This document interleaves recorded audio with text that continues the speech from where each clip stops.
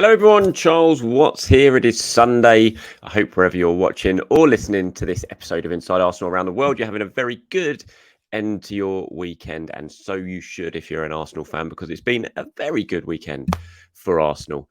And I'm going to talk about that today. Why it's been a good weekend. There's been lots of different reasons. Arsenal have won 4-0. They've kept a clean sheet. They've scored 4 goals away. Kai Havertz has scored. Manchester City have lost. One slight downer was a Tottenham one. We will talk about that, not because of Tottenham winning, but because of the farce of it all. And I feel like I have to mention that. So we'll talk about that a little bit later on at the end of the show. But before we get to that joke of what happened in North London yesterday between Liverpool and Tottenham, let's focus on Arsenal, shall we? And what a fantastic win it was for Arsenal at Bournemouth, 4-0. If you saw yesterday's video when I did my player ratings, I spoke about it briefly, but I wanted to talk about the game and the big talking points in a lot more depth today. Look at what Mikel Arteta had to say, discuss Kai Havertz, things like that. So we'll get stuck into it right now. 4-0 win for the Arsenal, a thoroughly dominant display on the South Coast. 15 shots to 8 on target, just the 1 on target for Bournemouth, which David Raya had to say right in the sort of last few seconds of the first half from Christie. Arsenal dominating possession as you would expect, much more passes, much better passing accuracy. It was just a very, very comfortable win for Arsenal.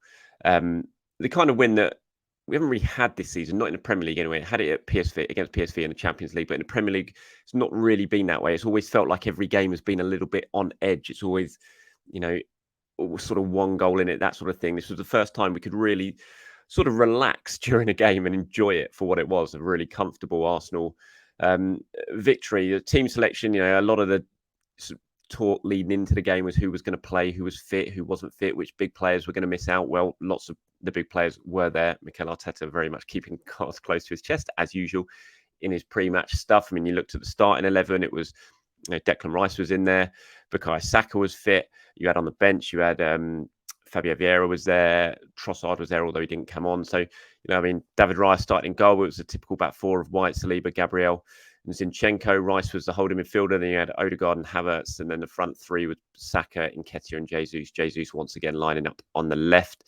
with Eddie Nketiah leading the line. All 5 subs were used. Smith Rowe coming on, Tomiyasu, Jorginho, Vieira, Nelson.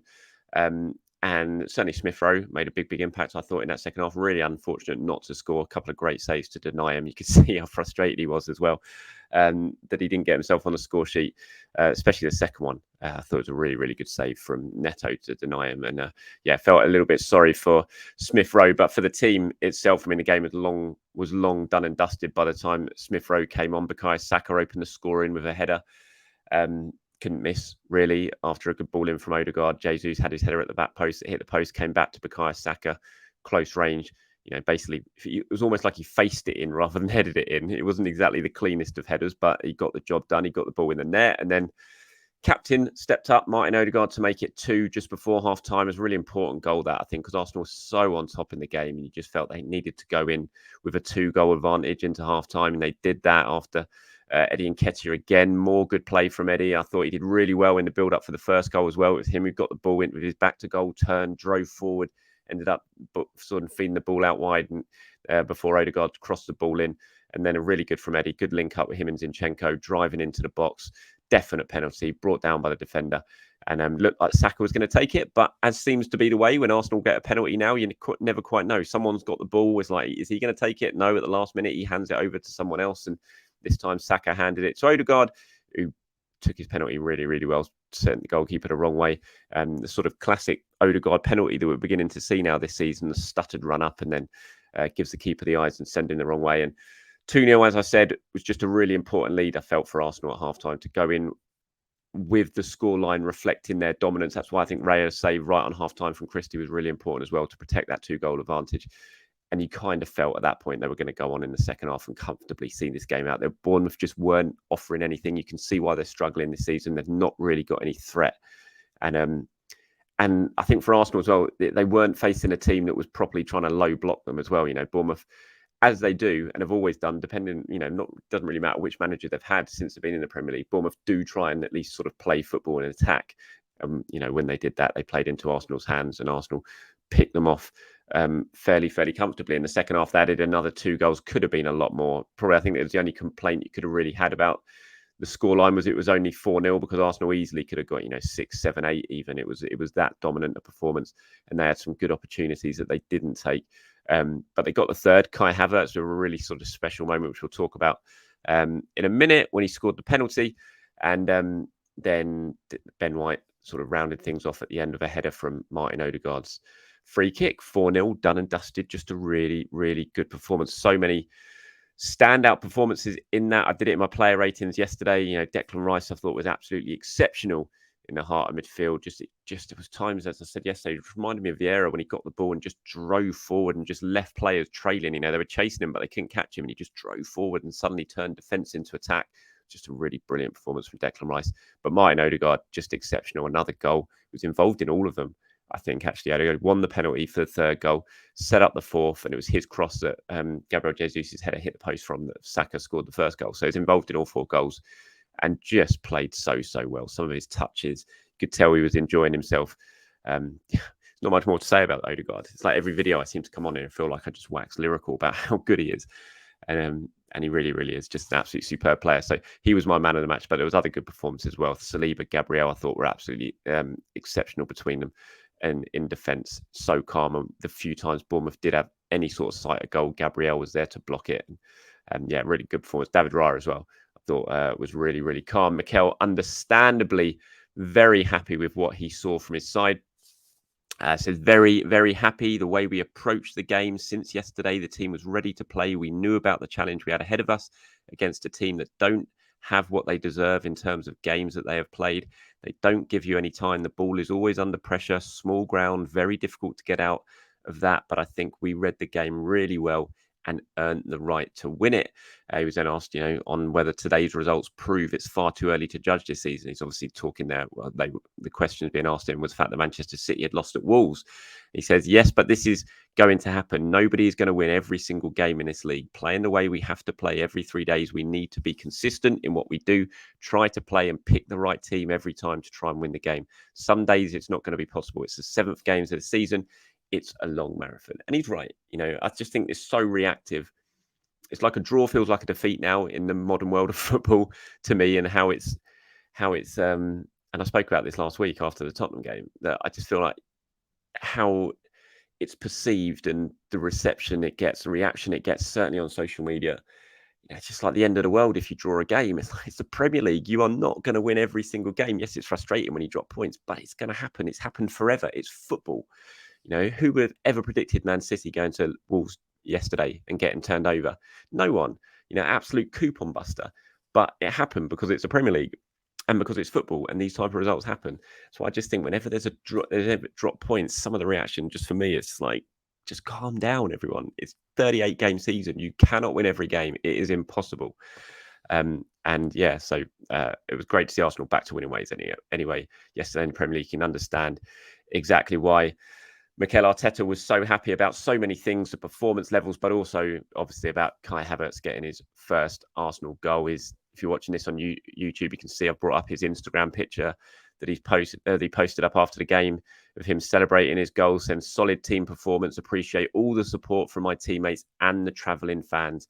It means a lot together. Now, I've got a video here from Harry Symeou that I'm quickly going to show you. Harry was there working for BBC yesterday, and I'm sure you all heard the Kai Havertz chant. If you're watching the game, you'd have seen and heard the Kai Havertz chant that the away fans just sang over and over and over and over again in the second half, showing him so much support. You heard the roar when Martin Odegaard gave Kai Havertz the ball to take the penalty from the away fans. There was so much support for him. They wanted him to get his first goal, and it's clearly a very touching moment that he, his teammates, Mikel Arteta, all appreciated. So here's a video of them. If you haven't seen it yet, the away fans singing Kai Havertz's song.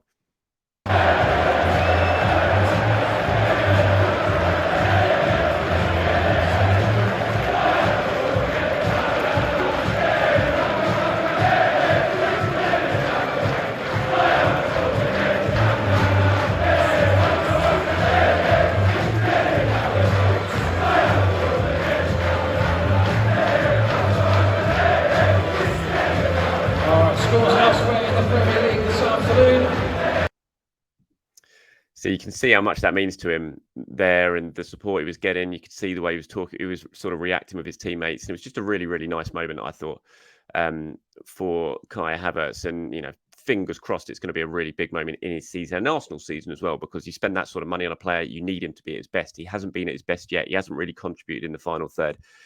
And hopefully this is a moment that can really kick him on, and he can do that. I remember when Nicolas Pepe first arrived at Arsenal and he was struggling to make much of an impact in the final third. And Arsenal, I think it was Aubameyang, gave him a penalty against Aston Villa way back then to score his first goal for the club, just to get that sort of weight off his shoulders. And it was a really nice moment from Aubameyang. And obviously Pepe went on to have a decent first season to, score a fair few goals. But getting over the line initially and making that impact initially can be hard. And, Aubameyang did that for Pepe, and Odegaard yesterday did it for Kai Havertz. And I think it showed a lot about the team. It was, I have to admit, when I first saw it happening, I was like, oh my God, what are you doing? It's only 2-0. It's not 5-0. Should you really be doing this? What if he misses? It's going to do him even worse. And then suddenly, the game's still on, potentially. Bournemouth could come back into it. And then it leads to even more criticism of Havertz. So I was very nervous when I was waiting for him to take the penalty. But he stuck it away really, really comfortably, as he's done. We've seen him score some good penalties so far for Arsenal. He took one in the Community Shield, didn't he? And he took one in the Emirates Cup against Sevilla as well. He's a decent penalty taker. Mikel Arteta saying, I'm really happy for the win, but even happier to be part of something, part of a team that shows the human qualities that they have shown today without me telling them absolutely nothing to show that, and that empathy towards the player that has some question marks to resolve externally. They won me even more today. They've done it in a really natural way. I'm delighted that they have made that decision. I'm so thankful to our supporters. The way they sang his name have made him feel in a way he has felt today. And if there's a person in the dressing room that deserves it, it's Kai Havertz. I'm so happy for him. Now, obviously, yesterday doesn't wipe away all the question marks about Kai Havertz. Before the goal, I didn't think he was playing particularly well. He's doing nothing wrong, but it was a typical Kai Havertz performance. Neat and tidy, moving the ball on when he got it, but not really having an impact in the final third. After he scored the goal, I thought he really came into it a lot more and just immediately looked more confident when he was on the ball, which was great. But I'm not saying this means Kai Havertz should be starting every single game. Of course not. I think when Emil Smith-Rowe came on, you saw that performance that Smith-Rowe did, how influential he was in the game, how bright he was, how immediately he forced the goalkeeper into 2 really good saves. That's what you want to be seeing from Kai Havertz when he's on the pitch, making an impact all the time, really looking dangerous all the time. That's what he's got to work on. But I do think that it was clearly a big moment for him, not just the goal, but the away fans, what they were doing, the chant. And you could see the pressure almost lift off him as he ran over to celebrate the goal. He was smiling for what felt like pretty much the first time since he's arrived at Arsenal. He wasn't looking glum. He wasn't looking like he was carrying the weight on his shoulders. And yeah, hopefully that's going to be a really, really big moment for him and for Arsenal going forward, because we all know, you spend that sort of money, we need Kai Havertz to play well and to perform if Arsenal are going to have a really good season. And when you look at the league table now after yesterday's games, Manchester City, of course, dropping points for the first time this season with that really, really surprise defeat at Wolves. Pedro Neto looked good in that game. He's looked very good all season, Pedro Neto. He's looking back to his best. Such an exciting player before he got that injury. It's taken a little bit of time, I think, for Pedro Neto to get back to his best, but he's showing signs of that this season. And player that Arsenal have liked before, been interested in before. I would, if he continues to play this way throughout the season, stays injury free, then I might be banging the Pedro Neto drum come the end of the season. But yeah, you're looking at that league table. It's suddenly all very, very tight ahead of next Sunday's game against Manchester City for Arsenal. City sitting top by a point, Tottenham on 17, Arsenal on 17. Liverpool on 16 after that defeat at Tottenham yesterday. I think Arsenal and Spurs now the only undefeated teams left in the division. Arsenal's goal difference certainly got a big, big boost from that win yesterday at Bournemouth. Level now with Spurs. So I think Spurs are ahead of Arsenal just on goals scored in that league table. Shouldn't be ahead of Arsenal. And I'll talk about that a little bit later on this video. But yeah, it's very, very tight. Arsenal win against Manchester City next weekend. They could be sitting top of the table going into the next international break. Although Tottenham do have Luton next, so you would suggest that that's going to be another victory for Ange Postecoglou side to get that name right.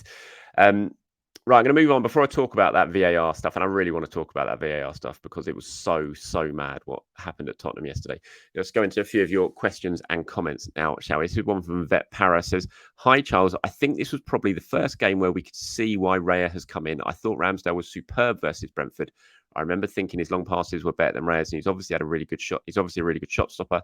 However, I think the big difference is how well Raya receives the ball and can always step in as another centre back when we have the ball. That means we have 4 passing defenders, and with Zinchenko stepping into midfield, we always have an extra man. Ramsdale is a better passer than he gets credit for, but he gets charged down, blocked quite frequently. And I find myself more on edge when he's receiving the ball, has it at his feet. I love Rambo regardless. Yeah, look, we all love Ramsdale, absolutely, 100%. But I do think you're really, it's a really good comment, really good opinion on it. I thought Raya was excellent yesterday. Really good. Every single time Bournemouth threw a ball into the box, he was there.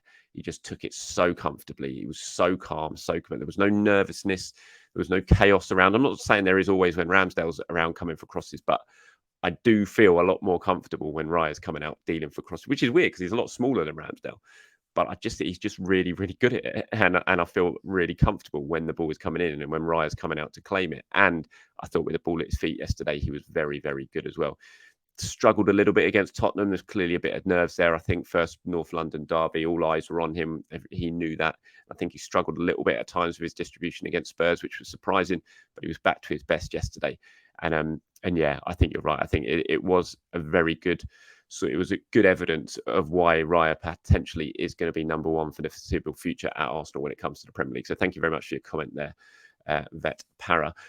Here's one from FL Muck. He says, I think Saka is so good and consistent now, and we need to be careful not taking for granted. He's scored a lot of our first goals to get us going. I saw a stat yesterday that I think Saka now has been involved in it. He's either set up or scored half of Arsenal's goals so far this season in the league. And for a player who most people are looking at and saying he's not quite hit top gear yet, it shows just how important he is. Now, he went off injured yesterday, obviously limped off, had that horrible sort of collision when him and the Bournemouth player both went for the ball at the same time. And it was just that sort of boot-on-boot collision. And Saka came off worse, didn't look good, was hobbling off, had to be helped off by the physio and one of the Arsenal players, Jorginho, I think. Mikel was asked about it in the press conference afterwards, said he doesn't know yet. It was too early. He was limping, obviously, but it was too early. He said that Gabriel Jesus was limping as well. So it will remain to be seen what the deal is. I don't think we'll have to wait too long. Arsenal play on Tuesday night, obviously, in Lens. They'll be hosting their open training session ahead of that game tomorrow. I'm not sure if that's going to be at London Colney or if it's going to be over in France. Normally, it's at London Colney. They normally don't do the training session over in France, which they do have the option of doing. But so I think we'll find out tomorrow if he's training and whether he's going to be travelling. And he does need a bit of protection. Yes, a lot of you have been leaving the comments saying, why wasn't he taken off at 3-0? And I agree. Maybe there was definitely an option to take Saka off before that incident happened, just to protect him. The game was done. Maybe Mikel's thinking that right now. It's all in hindsight, obviously. But he, I think in terms of this comment, he is so good and consistent that I think it's very easy to take Saka for granted. I think quite a few of us have probably already done that a little bit this season in saying, oh, he's not at his best yet, he needs to perform better. It's easy to say that, but when you look at the numbers and you look at what he's producing week in, week out, how much of an impact he's having on games week in, week out, it just shows just how important he is to this Arsenal team. Here's one from Jerry now. He says, always tend to agree with your analysis, but I think you must have watched a different game today. Nketiah was average at best, and that's being polite. Can't fault his work ethic, but we were nothing with him in the team. I think this is really harsh. I really do, Jerry. And there's a couple of people who said this. Who replied, it was obviously in response to my player ratings video yesterday when I gave Eddie an 8, and I thought he played really well. I'm not sure what else he has to redo. Obviously, he didn't score yesterday. That would have helped if he'd have scored. He went close a couple of times. Probably should have done better with one shot in the second half. But that was all his own work that got to that shot in the second half. The spin, the turn, the drive forward. He was doing that all game yesterday. I thought it was a really good striker's performance from Eddie Nketiah. He had a big impact in the first goal. Again, it was him receiving the ball, turning, driving forward, setting up the chance. The ball got played out to Odegaard. He crossed it in, and Arsenal scored with Saka scoring. And it was brilliant from Nketiah to win the penalty as well. Again, lovely link-up play, driving forward on the left-hand side, coming inside, linking up with Zinchenko, carrying on his run, drawing the foul, winning the penalty.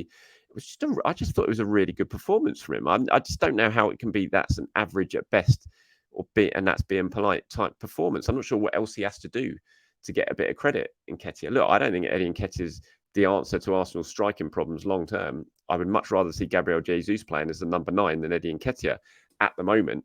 But having, putting that all to one side and just taking it on a game perspective, I just thought he played really well yesterday and he deserved a lot of credit. And so, yeah, obviously it's all opinions. I know we all have very different opinions when we watch football, but I thought that was a little bit harsh, Jerry.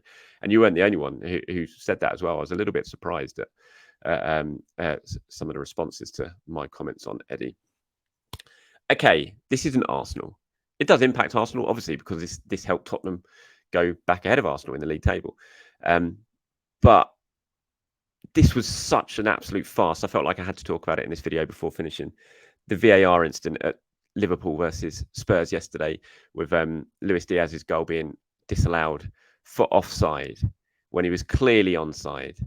And you could see it immediately. The lines weren't shown on the screen, but you didn't even need to see the lines. You could see he was onside. And it immediately just looked wrong and like something had gone terribly, terribly wrong. And they were talking about it on the commentary. Gary Neville was talking about it.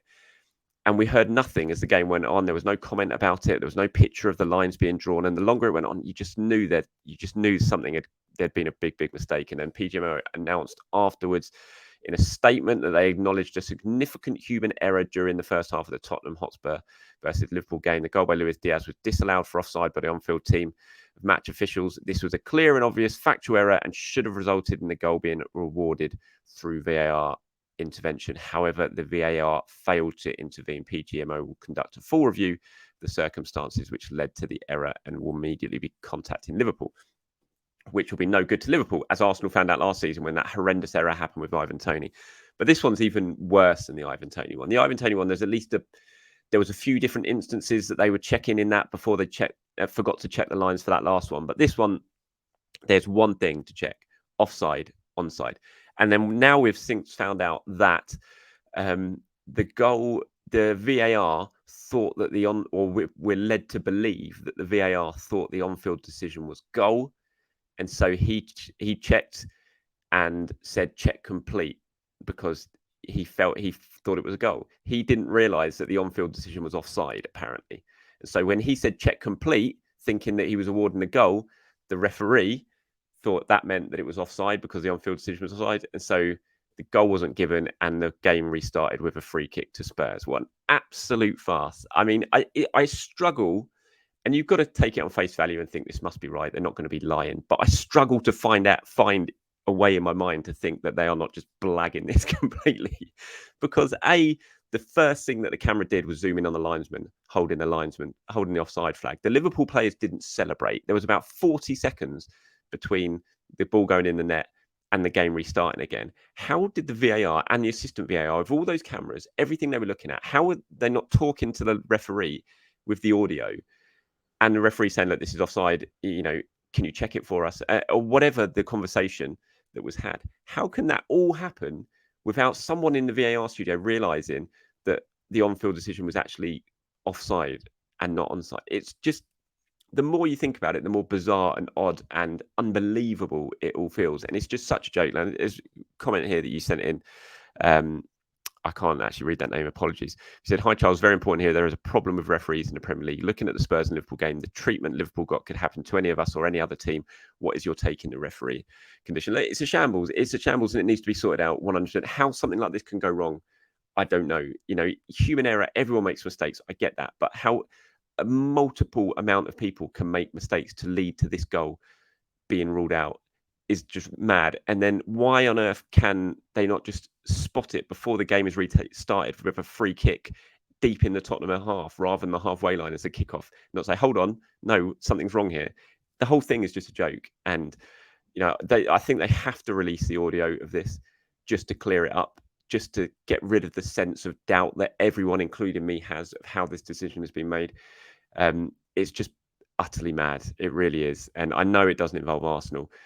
And some of you might not care, but I just felt like I had to talk about it because it was such a mad thing that's happened. And, Tottenham went on and won the game in the last minute, 96th minute, playing against 9 men. And even Diego Jota's first yellow card, he get booked for nothing. He didn't, the guy tripped himself up. It's just awful decision-making going on. And, yeah, it needs to be improved. It really, really does. But that's it from me, everyone. Thank you very much for watching or listening to today's episode. Enjoy the rest of your weekend. I'm sure you will. Arsenal have won 4-0. If you can't enjoy a weekend after that, when can you enjoy a weekend? I'll be back tomorrow to talk about all things at Arsenal once again. Have a great Sunday, everyone. Speak to you soon.